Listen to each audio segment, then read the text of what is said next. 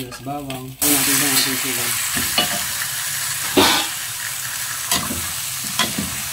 Sangkot siya nyo lang po ang mga minuto.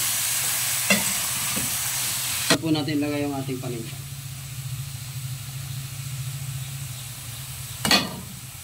Tapos takpan. Gulay, patatas, red chili, saka carrots. Medyo palambutin lang po natin yung ating gulay. Mamaya pwede na po natin lagay yung sauce natin dyan. Mga ilang minuto lang. Takpan po uli natin. Medyo malambot na po yung ating patatas saka carrots. Makukulangan kayo sa kulay. Pero ayoko na masyadong makulay ang apritada.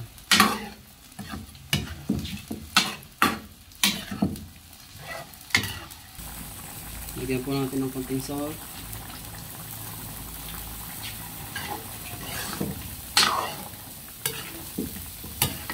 Medyo malambot naman na po ito at lasa na yung ating tomato paste at tomato sauce.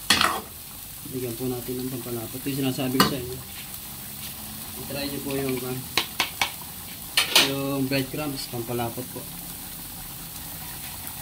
Kunting-kunti lang po yun. Sarap po ang lasa.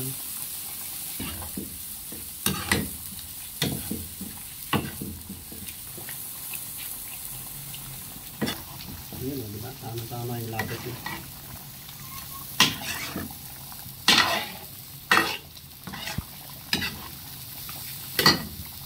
Lagyan natin ng konting pampalasa. Hindi na mawawala sa Pinoy yung pampalasa. Konti lang. Konting-konti lang.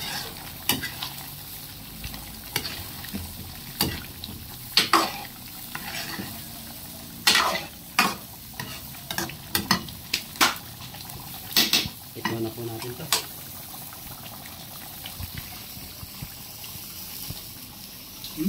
Saktong-sakto. Alright.